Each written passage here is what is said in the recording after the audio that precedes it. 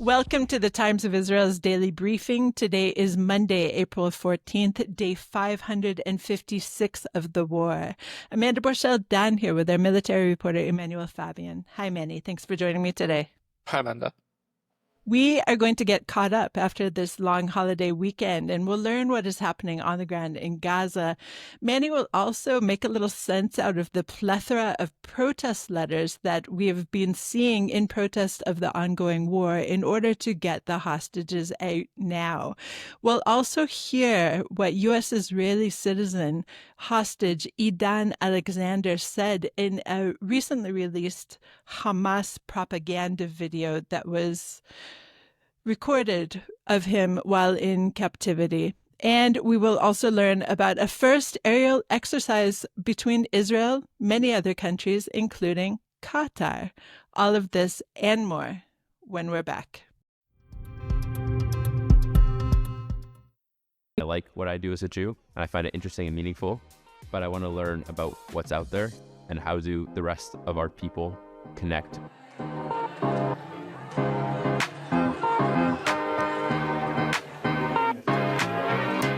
You come in knowing some things, but nobody here knows everything, because everyone has had puzzle pieces, and together we kind of make up this whole larger puzzle.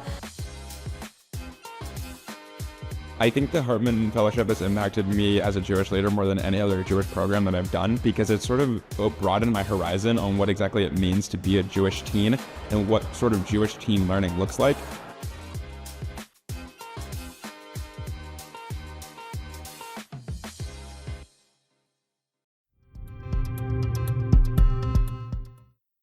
Yesterday, the family of Edan Alexander approved the publication of a Hamas propaganda video that was released on Saturday, and it shows, of course, signs of life from Edan, but also a dictated message decrying the current stance of the government in not ending the war.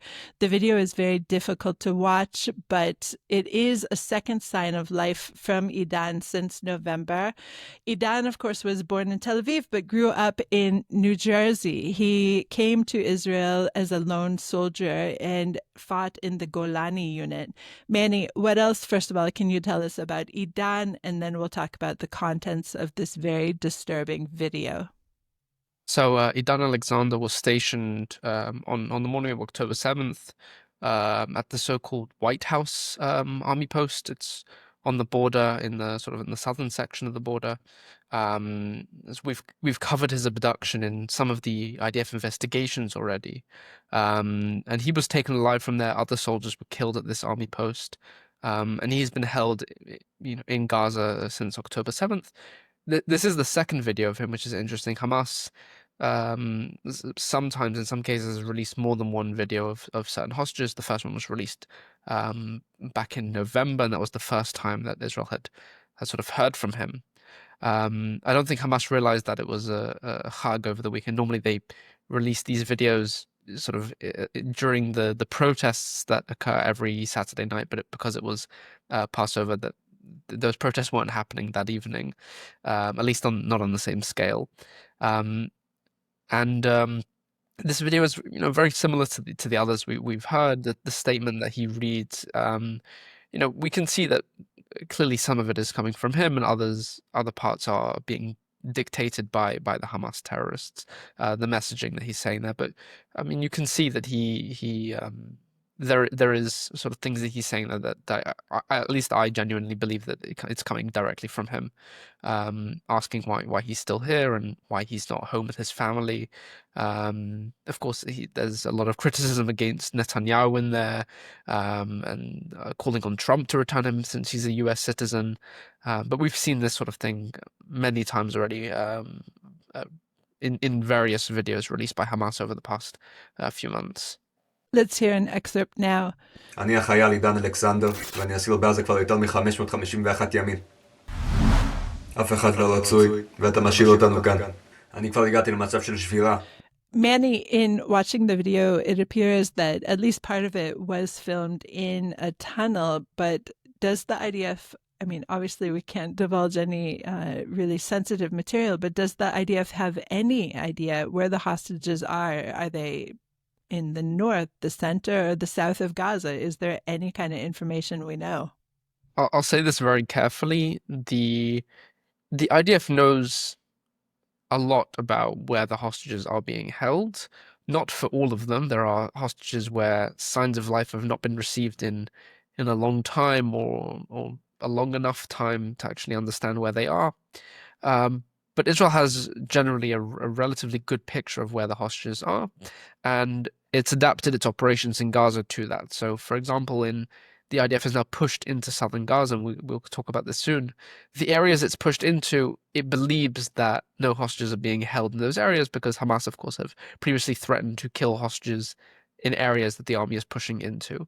So the army adapts all of its operations, all of its airstrikes as well, to not target areas where hostages are being held.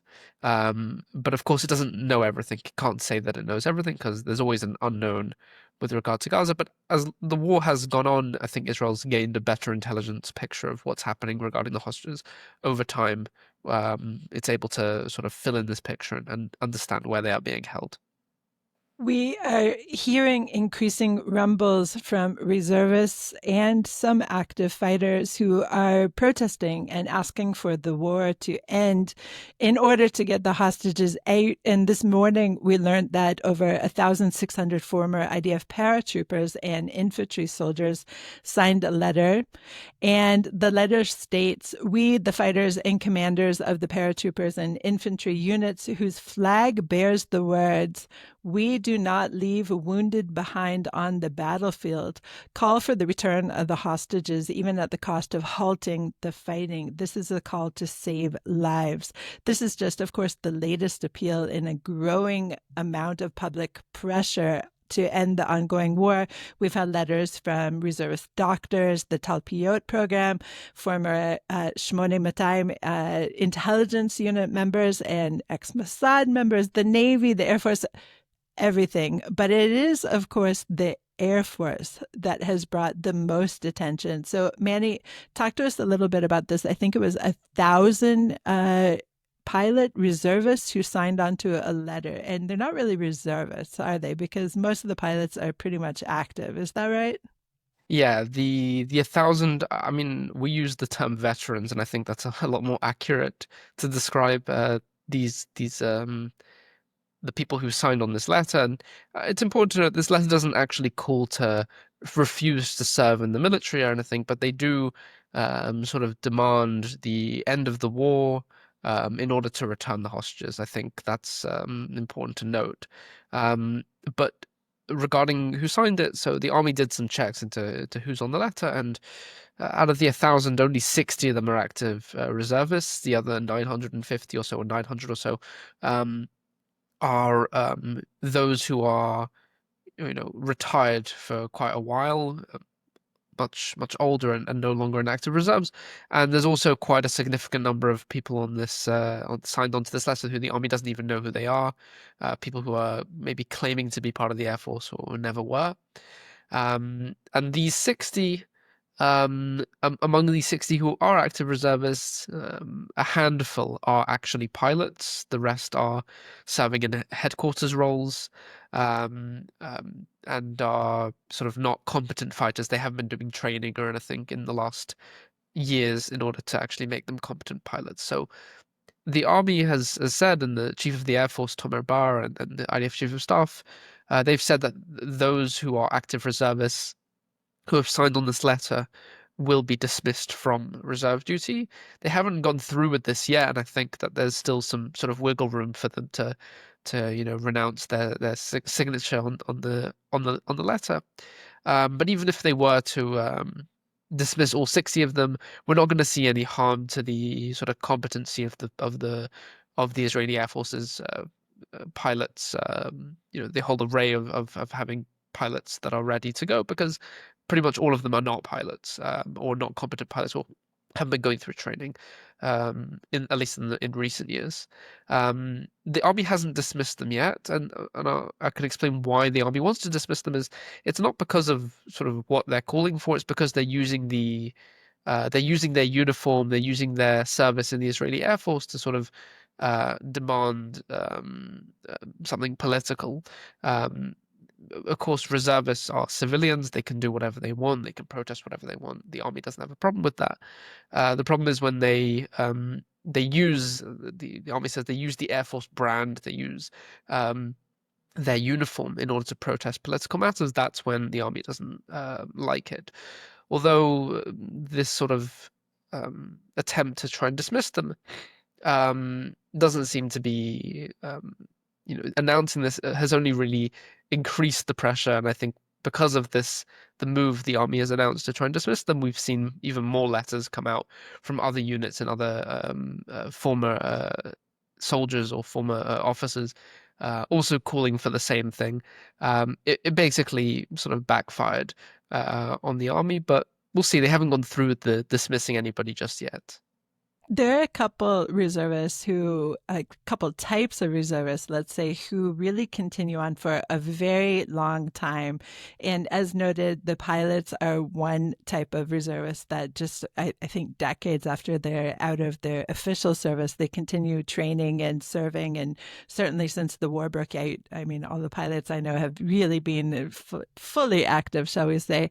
And another type of service is doctors. And of course, the Army has a program in which young people can be trained as doctors, and at the same time they have to give up many years of their lives and work in the Army as doctors. So some of these reservist doctors, I assume, are this type of doctor. Some others are probably doctors who are serving the reserve duty in the capacity of doctors. And Manny, it just appears to me that this ripple effect of these letters from these people who are serving decades of their lives, I mean, not to at all denigrate the service of those who are infantrymen and paratroopers and things like that, but those who are really necessary for the functioning of the army, such as these doctors and pilots, it is a bit of a snowball here. And I just wonder, there's no way that you can stop it if you're going to start really releasing everyone from this very necessary service. So is there some kind of backup plan here?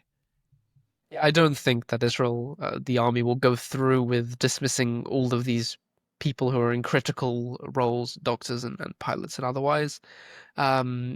There was thought to do it, a year or more than a year ago, 2 years ago almost now, with the whole judicial overhaul protest, and they never went through. They dismissed one person, and they brought him back like a week later. So I don't really see Israel, the army pushing through with this and dismissing everybody, because you can't replace all these people. The army anyway has personnel shortages right now, and has been calling for more soldiers to serve, the ultra-Orthodox especially. They can't afford to just dismiss thousands or hundreds or even dozens of people in critical roles. So I think there's going to be some sort of compromise found, but at the same time, I don't see the army just agreeing to ending the war to return the hostages, because that's not something that's really realistic right now. We know this from all the negotiations that are ongoing with Hamas. We know that Hamas is not just going to release all the hostages if Israel just says it's ending the war, because Hamas, they're not stupid. They know that Israel will go back in afterwards. And that's why there's negotiations that are ongoing. And I don't think it's realistic to sort of demand that the army just one-sided just end the war and expect Hamas to release all the hostages. The sides will have to come some sort of agreement there.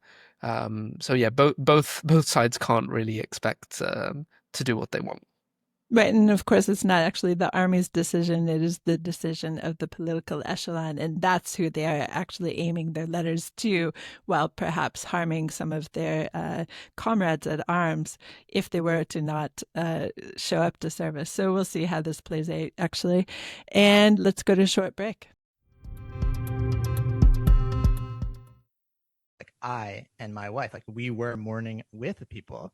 But because of the way that things have changed, let's say in the last 5 to 7 years, there was a feeling that, and this is the substance of an exchange I had in Dissent with another member of the magazine's editorial board, the kind of progressive movement, I think a lot of people in the progressive movement felt, well, if we make a big deal out of Jewish pain and suffering in the wake of October 7th, it'll be instrumentalized and used to justify the war. That's like a generous interpretation. And my argument was actually not mourning legitimates the war. And this is because people don't understand also how like Israelis feel themselves to be in the world.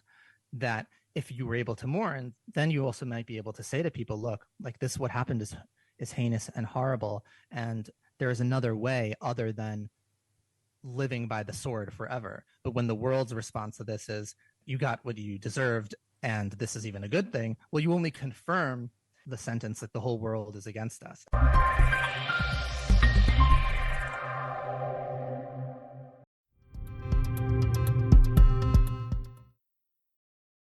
Actually aiming their letters to, while perhaps harming some of their comrades at arms if they were to not show up to service. So we'll see how this plays out, actually.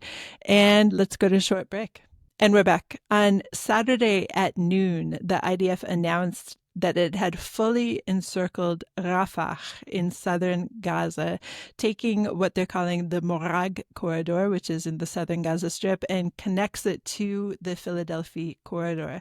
So now, essentially, it sounds like, Manny, the city of Rafah is fully encircled and cut off from the rest of the Strip. What does this mean in terms of strategic tactical purposes? So the army will now be operating in areas of Rafah that it previously didn't go into with the ground forces yet. In the summer last year, the army operated in Rafah, mainly on the Philadelphia corridor area and Tel Sultan in the northwestern part of the city, and areas close to the Philadelphia corridor, close to the Egypt border. But it didn't go deeper into Rafah, sort of towards the north. It's hard to sort of think about it the way that the Gaza is orientated, but the army will now go into areas of Rafah that it previously didn't go into. It will clear them of Hamas infrastructure, and any remaining operatives that are in the area. And eventually, and I don't know how long this will take. It's not I don't have an exact schedule, but eventually Rafah will be basically part of Israel's buffer zone. And you can see this on the maps that the IDF has released, basically from the Egypt border all the way up until the outskirts of Khan Yunis. So it's about 5 or even 6 kilometers away in some areas. That will all be part of a huge buffer zone, part of the army's defenses on the Gaza border. The buffer zone as well in other areas has been expanded, almost doubled in some areas, up to 2 kilometers. So it's really going to be a huge buffer zone around all areas of Gaza, and Rafah is sort of the main, one of the largest sections of it.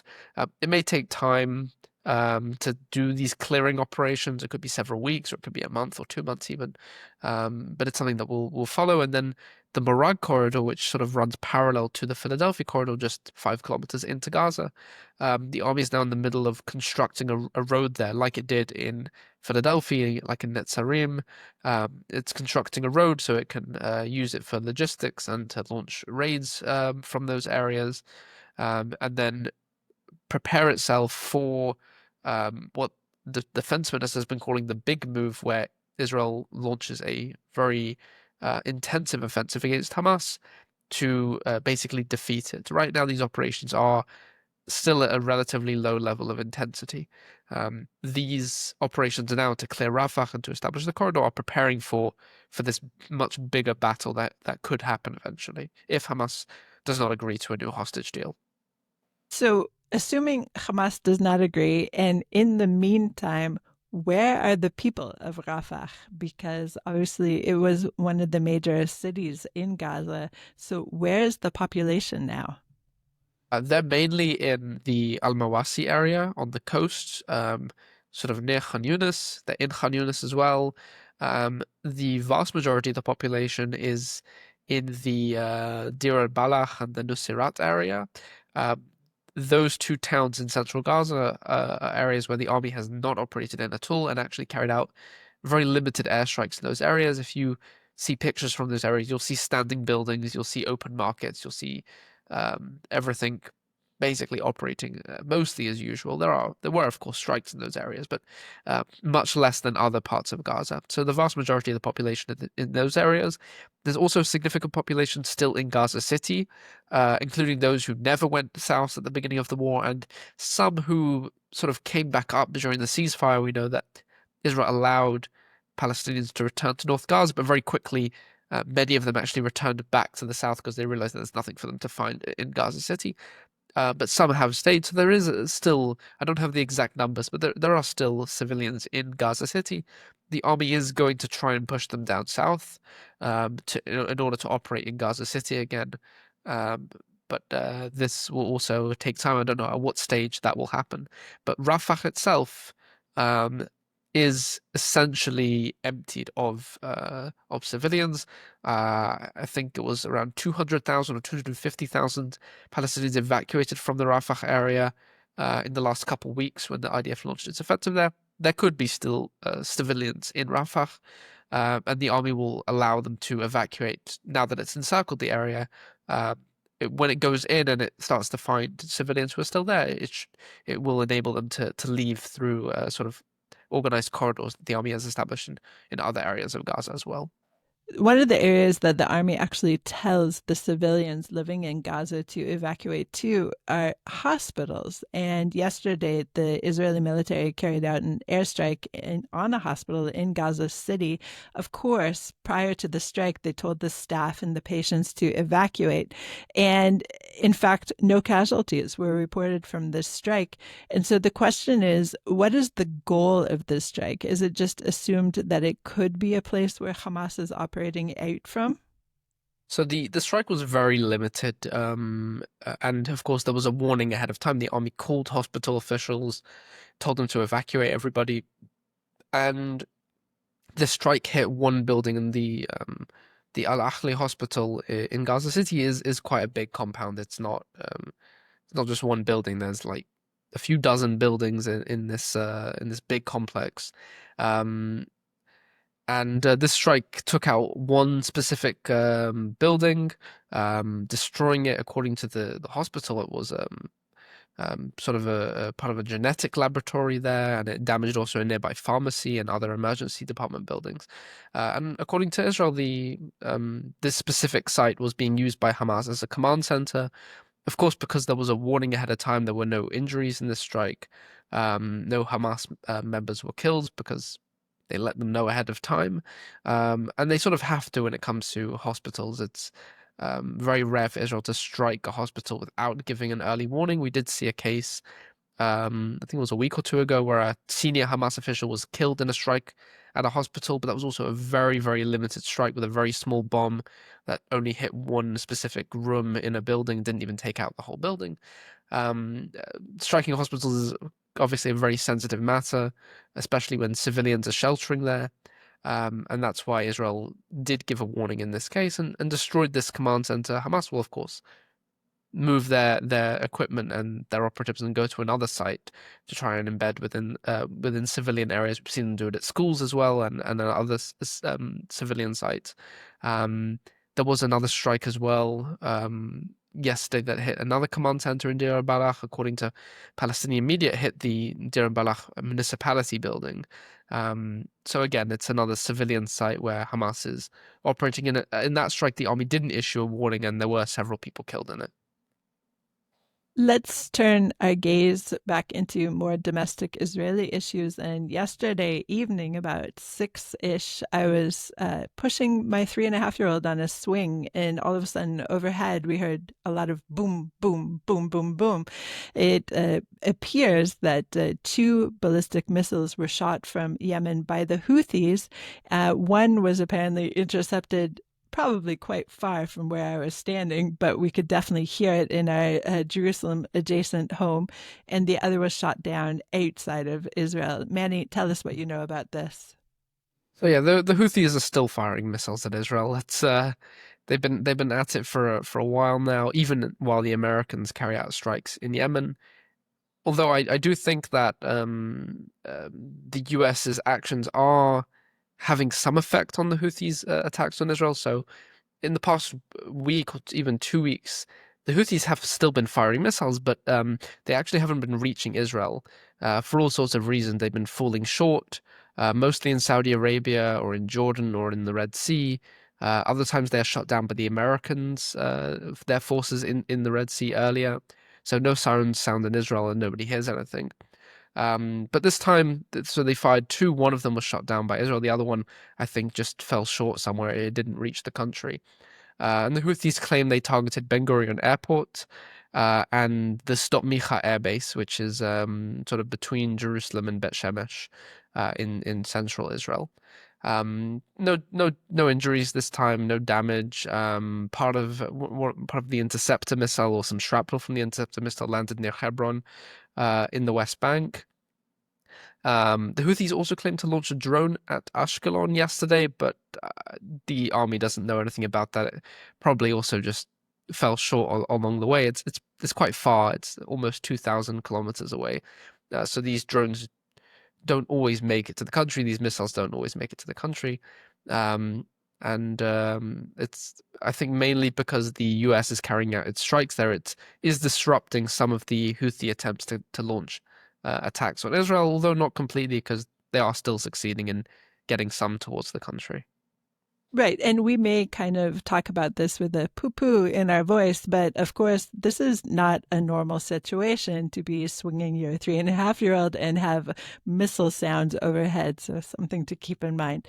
Let's finish up with an exercise that was completed last week in Greece, in which Israel apparently practiced some aerial maneuvers with 11 countries, among them Qatar, and this was the first time that the IAF has completed exercises with Qatar. So, Manny, is it significant at all, or is it just another one of those weird firsts? I think it's a weird first. I think it's kind of funny with the whole ongoing Qatar Gate sort of scandal that we have in the country.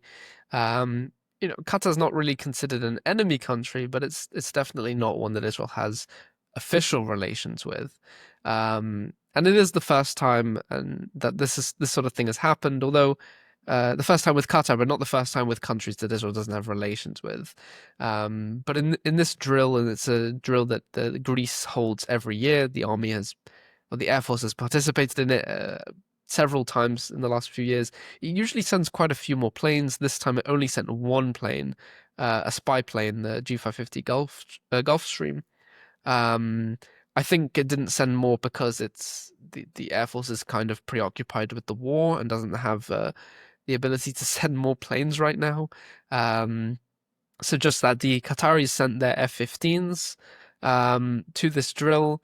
We don't know exactly, under what circumstances did they fly together, or was it a separate sort of thing? This drill focuses on a lot of things, on launching attacks and evading attacks and search and rescue. So we don't know the exact specifics of, if they flew exactly alongside each other. But it is kind of, I think, quite amusing and quite a funny coincidence when we're speaking about the whole Qatar Gate scandal in Israel. I will note that several years ago, before Israel established relations with the United Arab Emirates and Bahrain and other Gulf states, Israel held also joint drills with them. Some hosted by the US, some hosted by Greece and other countries. So it's not unprecedented for Israel to be involved in air drills with I guess unfriendly countries or countries that it doesn't have official relations with yet. There was also one with Pakistan in 2016, which is quite funny as well. Pakistan does not recognize Israel at all. But yeah, sometimes if it's hosted by the US and there's multiple countries involved, then it kind of goes under the radar a little bit. Under the radar, nice. Manny, thank you so much for joining me today. Thank you. Thanks for listening to the Times of Israel's Daily Briefing. Please check out another installment tomorrow. This episode was produced by the Podwaves and video edited by Thomas Gersh. If you have any questions or comments about this or any other episode from any of our 3 podcast series, please drop us an email to podcast@timesofisrael.com. Until tomorrow, shalom.